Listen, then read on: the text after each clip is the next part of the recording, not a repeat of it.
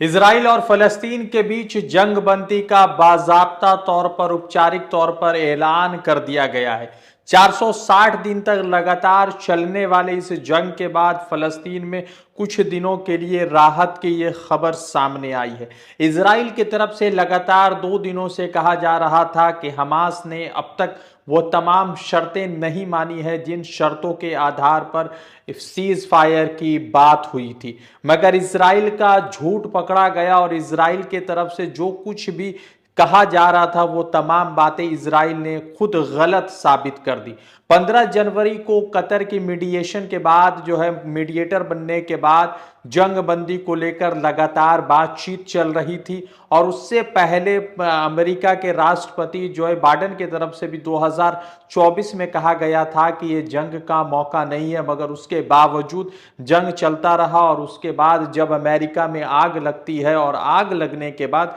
America का तकरीबन 280 से 300 बिलियन डॉलर का नुकसान, 50,000 एकड़ जमीनें जल जाती है, 15,000 के करीब घर जल जाता है, तब पता चलता है अमेरिका को कि अब जंग बंदी करना ही होगा, क्योंकि इजराइल अकेली ये लड़ाई फलस्तीन से नहीं लड़ सकता है। इजराइल को फलस्तीन के साथ लड़ने के लिए अमेरिका का सहारा चाहिए है और अमेरिका इस पोजीशन में नहीं है कि वो किसी दूसरे देश को सहारा दे सके। आपको बता दें कि 15 जनवरी से लगातार इस तरह की खबरें चल रही थी, जिन खबरों में लगातार कहा जा रहा था कि फलस्तीन और इजराइल के बीच जंग बंदी का ऐलान किया जाएगा। हमास और इजराइल की दोनों फोर्सेस अब आपस में जंग नहीं करेंगी, मगर जिसको लेकर इजरायली मीडिया ने लगातार ये कहा कि जंग बंदी को लेकर अभी तक हमास ने जो डील हुए थे उस डील पर साइन नहीं किया। कल देर रात नेतन्याहू का भी बयान सामने आया, जिस बयान में कहा गया कि हमास ने उन तमाम शर्तों को नहीं माना है जो शर्तें सीज फायर में शामिल थी। मगर उसके कुछ ही घंटों बाद आज सुबह औपचारिक तौर पर यह ऐलान सामने आता है, जिसकी पुष्टि इजराइल डिफेंस के तरफ से दी जाती है कि अब जंग बंदी का ऐलान हो चुका है और जंग बंदी के लेकर जो है कुछ दोनों तरफ में जो है लोग थोड़ा सा राहत और सुकून की सांस जरूर ले रहे होंगे और फलस्तीन के लिए तो जरूर सुकून की सांस होगी, क्योंकि किस तरह से पिछले 15 महीनों से लगातार फलस्तीन में मौत का नंगा नाच चल रहा था, वही इजराइल फलस्तीनियों पर किस तरह से बर्बरता की तमाम हदें पार कर रहा था। 15 जनवरी को ऐलान के बाद आज 17 जनवरी को जब ये औपचारिक तौर पर यह ऐलान किया गया कि अब सीज फायर होगा, तो उसमें कई सारे पहलू सामने आ गए। आपको बता दें कि इजराइल और फलस्तीन के सीज फायर में क्या कुछ सामने आया है और इस सीज फायर के बाद क्या नेतन्याहू की कुर्सी चली जाएगी, उन तमाम पहलुओं पर आपसे खुलकर बात आपको बता दें कि 15 जनवरी को जैसे सीज फायर को लेकर इजराइल और कतर दोनों आपस में बैठे और फिर कुछ हमास और पहले फलस्तीन के कुछ लीडर भी बैठे, तो उसी बीच जो है इजराइल के अंदर नेतन्याहू के खिलाफ विरोध प्रदर्शन शुरू हो गए, क्योंकि नेतन्याहू के समर्थन में कुछ ऐसी राइट विंग ऑर्गेनाइजेशन थी जो शुरू से इस जंग के पक्ष में थी और जैसे सीज फायर का ऐलान आया, इस सीज फायर के ऐलान के बाद वो जंग बंदी के खिलाफ थे और सीज फायर के खिलाफ थे और वो लगातार कह रहे थे कि इससे जो है इंटरनल सिक्योरिटी को थ्रेट सामने आएगा। दूसरी तरफ कई एक एसोसिएशन थी जो फोरम के तौर पर इजराइल में काम कर रही थी, उस इजराइल के फोरम ने भी इस जंगबंदी सीज फायर के खिलाफ बात की। मगर सवाल महत्वपूर्ण यह है कि एक तरफ अमेरिका का प्रेशर जो है नेतन्याहू के पर था, तो दूसरी तरफ जंगबंदी में तकरीबन 70 से 80 बिलियन डॉलर लगातार नुकसान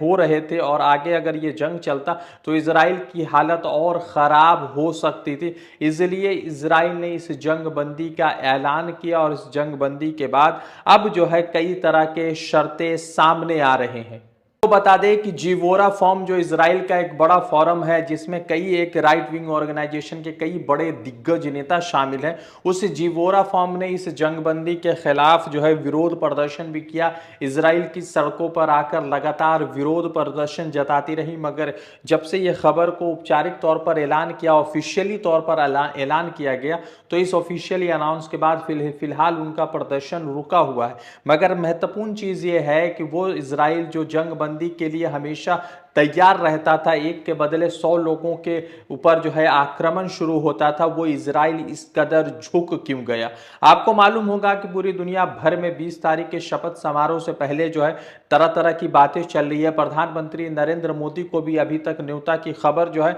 ऑफिशियली तौर पर सामने नहीं है। हालांकि ये कहा गया है कि जयशंकर साहब इस शपथ समारोह में शामिल होंगे। तो दूसरी तरफ सवाल महत्वपूर्ण ये भी है कि अमेरिका के पूर्व राष्ट्रपति, अभी जाने वाले राष्ट्रपति और आने वाले राष्ट्रपति, चाहे बराक ओबामा हो, जो बाइडन हो या फिर डोनाल्ड ट्रंप हो, ये तमाम लोग इस जंगबंदी का जो है क्रेडिट लेते नजर आ रहे थे। और पिछले 24 घंटे से लगातार ये बात चल रही थी कि जंगबंदी हो चुकी है, मगर इजराइल के तौर पर या नेतन्याहू के तौर पर ऑफिशियली तरीके से इस पर किसी तरह का ऐलान सामने नहीं आया। आपको बता दें कि इस जंगबंदी के बाद इजराइल तकरीबन 1000 से ज्यादा कैदी को या उन तमाम फलस्तीनियों को जिसको कैदी बनाया गया था 7 अक्टूबर के बाद, उसकी रिहाई करवाएगा। फिर उसके बाद हमास जो है 33 इसराइलियों को जो होस्टेज बनाया, जो कैदी बनाया, उनको रिलीज करेगा। साथ ही साथ जो है 600 ट्रक रोज अब इजराइल 600 ट्रक रोज आप फलस्तीन यानी गाजा के अंदर ह्यूमनिटेरियन यानी के मानव अधिकार के जो लोग हैं, जो एड करना चाहते हैं, जो मदद करना चाहते हैं, वो ट्रक जो है जा सकेगा। उसके साथ ही साथ गाजा के अंदर 700 मीटर पीछे इजरायली फोर्सेस जाएगी और उसके साथ 50 दिनों के बाद फिलाडेल्फिया जो कॉरिडोर है, जो गाजा और इजिप्ट के बीच में एक महत्वपूर्ण कॉरिडोर है, जो दोनों देशों को जोड़ता है, उसको 50 दिनों बाद खाली कर दिया जाएगा। यानी कि 15 महीने से लगातार जंग चलने के बाद आज इजराइल को अपने घुटनों पर आना पड़ा और यह समझ में आया कि जंग से शायद इस मसले का हल नहीं है। दूसरी तरफ अमेरिका में लगातार इस सीज फायर को लेकर लोग जश्न मना रहे, क्रेडिट लेने का दौर शुरू है, मगर ये क्रेडिट नहीं है बल्कि मजबूरी थी अमेरिका और इजराइल की, क्योंकि जिस तरह से आग लगी और आग लगने के बाद अभी भी मामला ठंडा पड़ा है, मगर उसी तरफ जो है एक फोरकास्ट के तरफ से यह भी वार्निंग दी गई है कि जिस रफ्तार के साथ हवा चली थी और जिस हवा ने लॉस एंजलिस के खूबसूरत शहर को राख में बदल दिया है, वो हवा फिर से वापस आ सकती है। और इसलिए शायद अमेरिकन फोर्सेस हो या इजराइल की डिफेंस सिस्टम हो, अमेरिकन प्रेसिडेंट हो, इजरायली प्रधानमंत्री हो, तमाम लोग जंगबंदी के फेवर में। तो ऐसी हालत नहीं है कि ये अमन चाहते हैं या अमन का ये पूरा तोता उड़ा रहे हैं। हालांकि मजबूरी ये है कि अमेरिका में लगातार इस तरह के मामलात हो रहे हैं और अमेरिका इस पोजीशन में भी नहीं है कि इजराइल को मदद कर सके, और इसी मजबूरी के तहत इजराइल को अब जो है अपने हथियार डालने पड़ेंगे। अब देखना यह है कि ये जंगबंदी का ऐलान जरूर हुआ है, कितने दिनों तक चलता है, क्योंकि 2008 में भी 6 महीने की बात हुई थी, 2024 में भी तकरीबन 6 दिनों तक के लिए जंगबंदी हुई थी। अब ये जंगबंदी कितने दिनों के लिए होगा, ये बड़ा सवाल है। रज़ा अंसारी की रिपोर्ट, द इंडियन खबर के लिए।